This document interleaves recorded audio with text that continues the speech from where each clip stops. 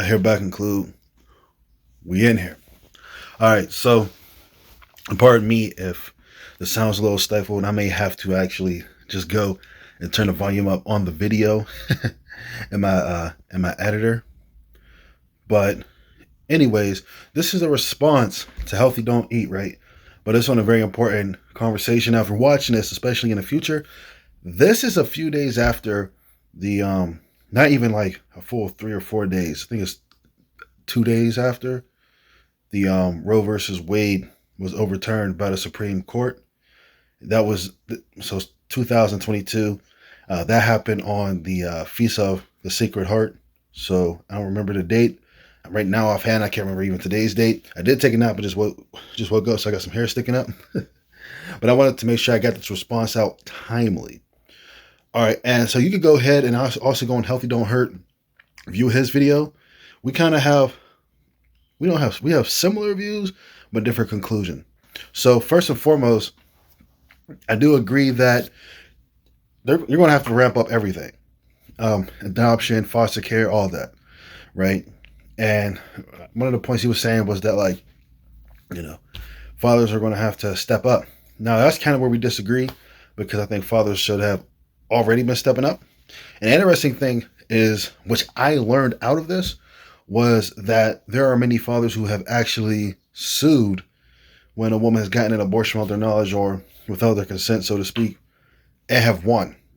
Now, some of you guys are saying, what do you mean without their consent or knowledge, right? Because like some of you guys are like, well, it should only be a woman's choice.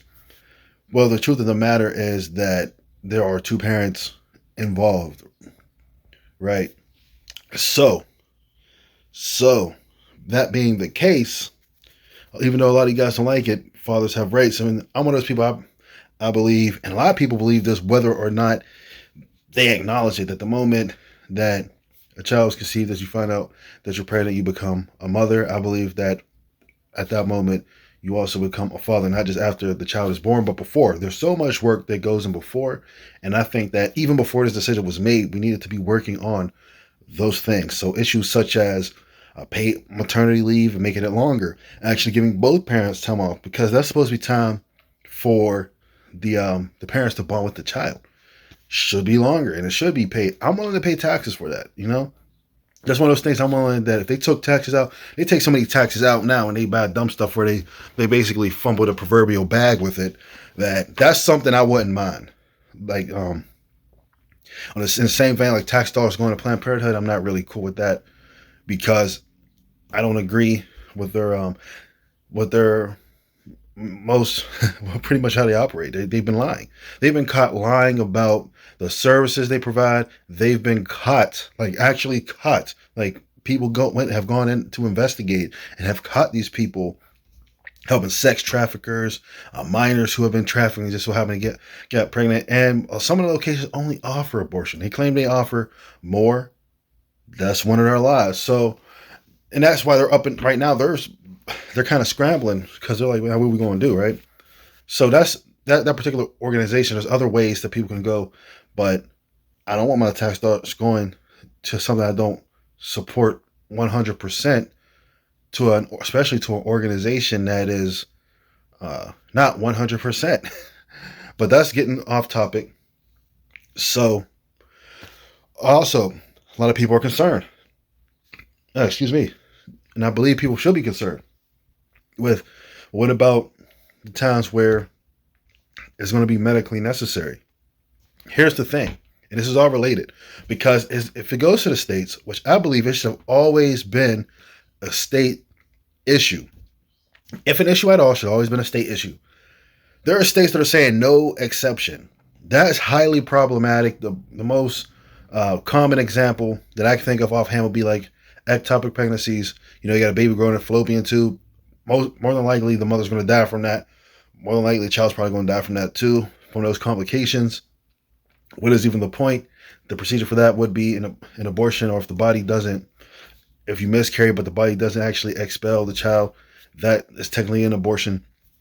If that's illegal, because there's no exceptions, well, that's going to cause unnecessary death. Like, we want to prevent unnecessary abortion, to stop unnecessary death, that's going to create necessary death. And the reason why that's problematic is because even if a state doesn't want to, if their legislation is faulty or doesn't account for that, or they slop it together basically, and they don't make provision for that, it's going to be illegal just because they forgot about it. Like with the law, a lot of times things that are illicit and illicit come down to how the law reads. And sometimes, and if you're one of these people, you've been here where you want to do something or something happens to you and you just fall in the cracks to where the law is written in such a way there's no wiggle room or wasn't meant with your situation in mind, but you get screwed over because the language of it. And this is where we get to why people are kind of have been misled for 50 years, right? Because we have a whole generation of women who have, one, been told this is your right, this is your constitutional right, this is your human right. And let me just tell you, when the Supreme Court made the ruling, they already stretched and overstepped in Roe versus Wade because they made up a category of constitutional rights that don't exist. If you go read the Constitution, there's nothing in there about any of this or right to privacy or none of that. That's an implied right. That means basically we read it and we felt like this could apply and they just made it up.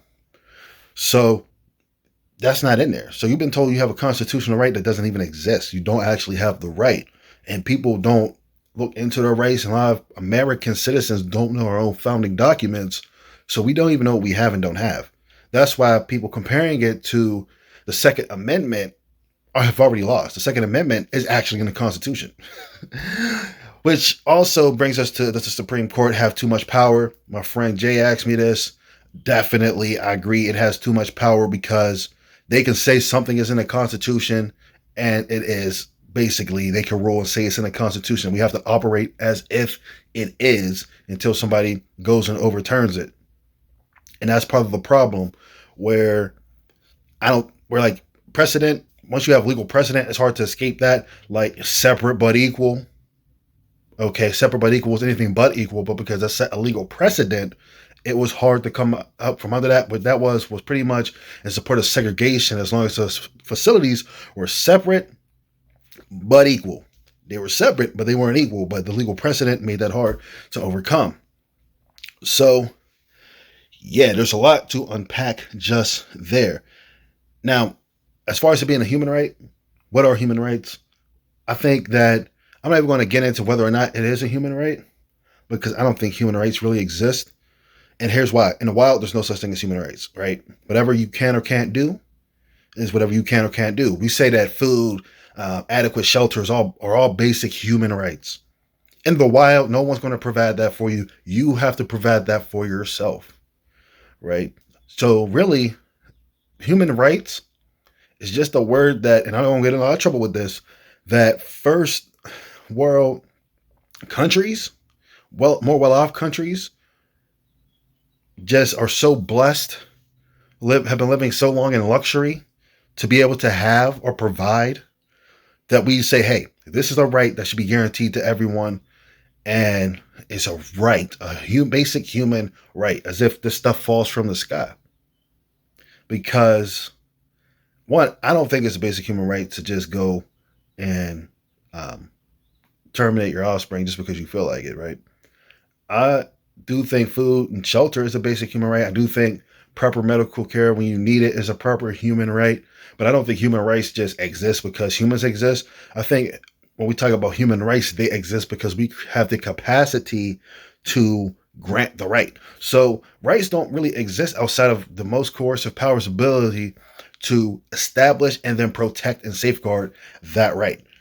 And that's the whole thing that even the Black Lives Matter movement is based on. Oh, a rights are being violated, right? Well, let's talk about one that's not as problematic, like civil rights and all of that, because all the people who had an issue with that are too old to resist.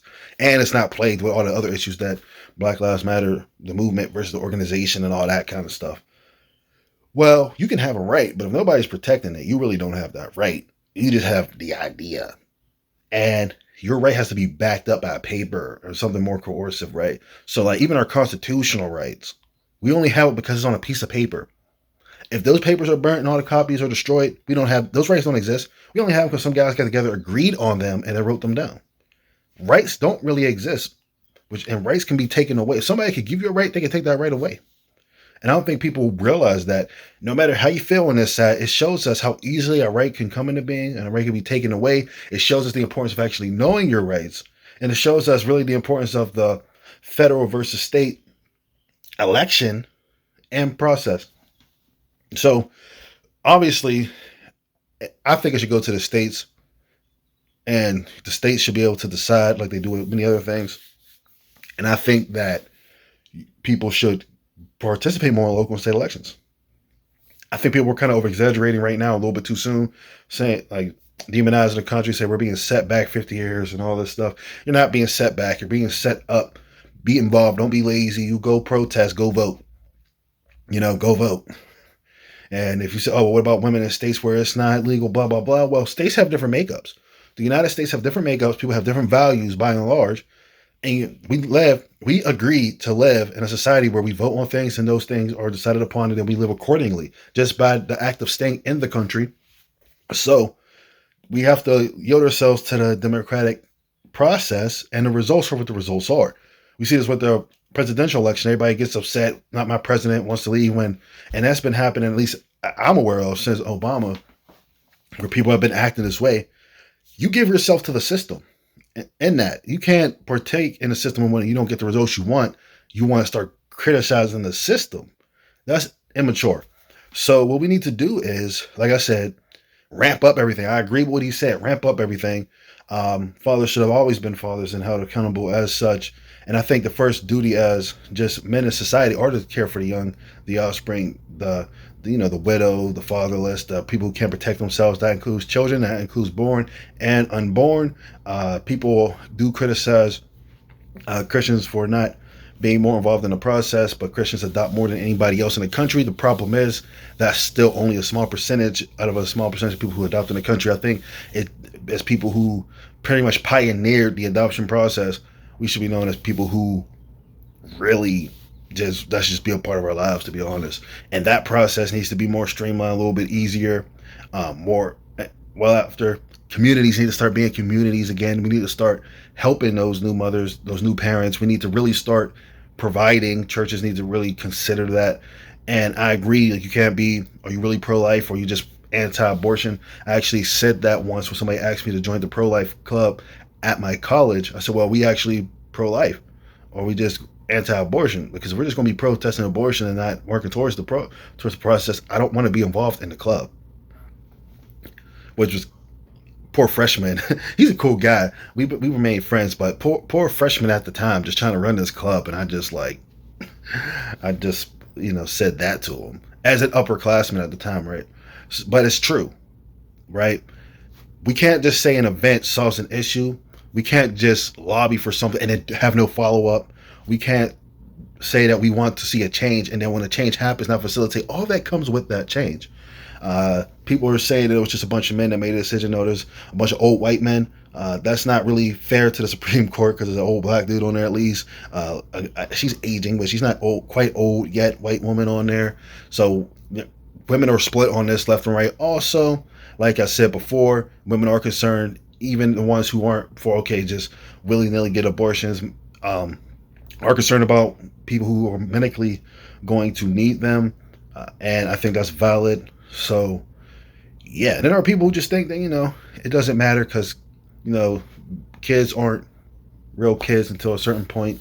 Whatever the law wants to say that is, and we should be able to do whatever we want, or it's growing inside of our body. It's our body. These are basically like parasites. We should be able to do what we want to do. And for that, I say that this. It shows how, and that's nothing new, how people have always viewed children, pretty much. You're not really a person until you reach a certain point. Little kids, even after they're born, aren't real people. They're just people there until they develop to a certain point. They're expendable. Even in this age where people worship their kids borderline, they're still the stuff. They're not. You can't say a kid's not real kid just because they're not born and they're born and they're real. And there was legislation for abortion up to 3 months after birth. There was legislation for older than that. Some people want to go years out because they're like, well, there's no difference between, people did want to go to term. We all know that, but they're like, well, there's no difference between a baby when it's really right before it's born versus after. Then they're like, well, after versus 3 months are pretty much the same. They don't know anything. We should be able to get a baby trial run and get rid of the baby. And then that just got extended. So there were other crazy things in the running that, unless you were really hip to what was going on, most people just didn't know about. So this issue is a progressively, it's just terrible issue. Now, my stance, because he said his stance, I'm going to say my own stance is that I'm definitely somebody who could be considered pro-life, because I think that just because you have one, I think that I can't really give you less choice than God will give you, but at the same time, I think that your choices don't need facilitated by society, right? But I'm not like, if you go, and our choices do have real ramifications, real consequence. So if you do go get a back alley abortion and die, I mean, that's part of that consequence. But as we know now, compared to when this was going on in the past, I don't think it's going to be a huge issue unless you get Sasha and them to go do it, or go to like Claire's abortions, ran out of her house, or some random weirdo you shouldn't be going to, even if like even if I was 100% down with the process, right? So you still would have to show discretion. We know a lot more now than we knew then, even though people don't act like it. That's what I'm trying to say. But regardless, I don't think society really has to facilitate, but I don't think it was up to the federal government, being that the United States is so vast, like with the Pan event that we had. I'm not trying to get my video struck or nothing, but yeah, that was one of the things where that we had all these rules that were coming from the top, but the situation was different all throughout the country. So I think it should be a state issue. I think it should just be like outlawed all throughout the land. There's too much shades of gray. It's not black and white like people tend to act, or they tend to make it in the media, like you're either for or against this or it's that, blah blah blah. No, I think it should be a state issue, because people like California and New York, they're probably going to have a completely different result than like Ohio, right? And different people live there. If we're going to say we live under the laws of or whatever, those people want to live a different way than maybe the people like Idaho or something, or they want to vote their conscience. Everybody votes their conscience. This is the last point. People say keep your religion out of politics. They mean keep your religion out of politics, because their religion is going to be in it regardless. Now, whether you assign it to a deity is different, right? Everybody has their own morality, their own moral sense.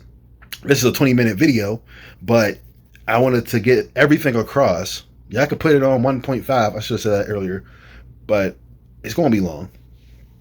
Everyone's going to vote their conscience regardless of where the ideology comes from. So that's not fair to tell people, well, keep your religion up if they're convicted and truly believe. Now, if you're just voting something because it's supposed to be your religion, that's different than if you actually believe it.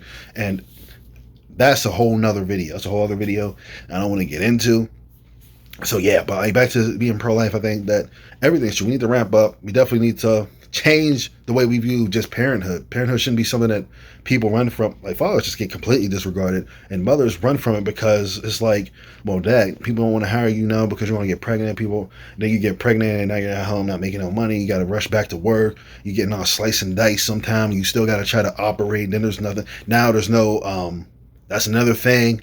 Now there is no formula. Some people say just breastfeed. Some women struggle with that because, various issues can happen. And then if you have to rush off to work, you can't keep breastfeeding and leaking through your shirt every day. That's wild. So that's part of the issue. We need to be all encompassing. We need to be a society known to, we talk about it, family values and all this stuff, but we need to be a society that facilitates those things. We don't really facilitate the stuff we talk about, and that's just been a trend with the country. We talk about families and oneness and all this stuff, but we don't facilitate it. These politicians, there's no such thing as liberal, conservative, blah, blah, blah. They're just two different sides of the same coin. They're just feathers on the same bird. They're just ears on the same elephant.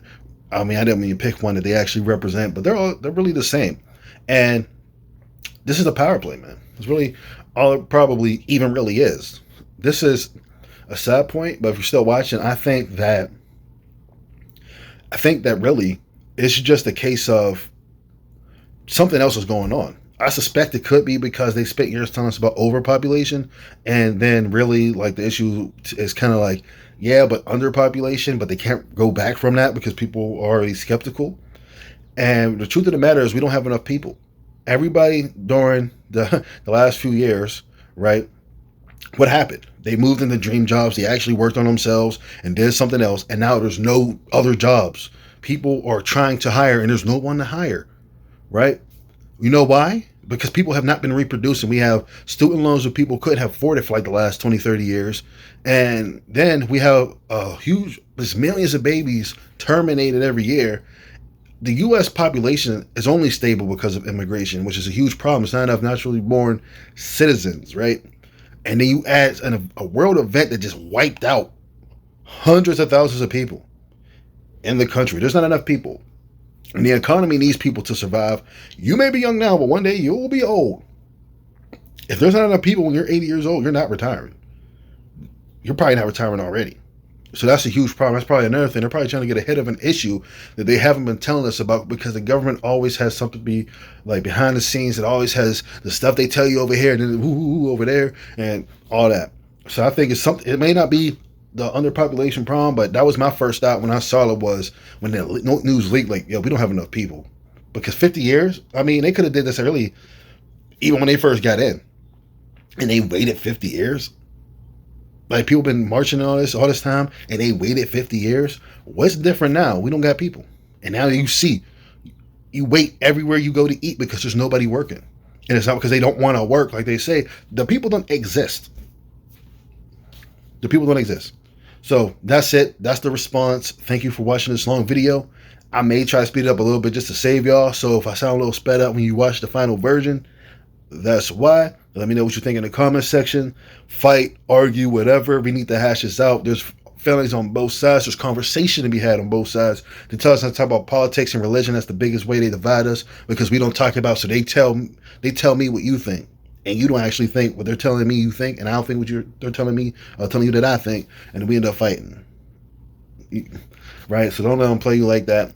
How you want to act?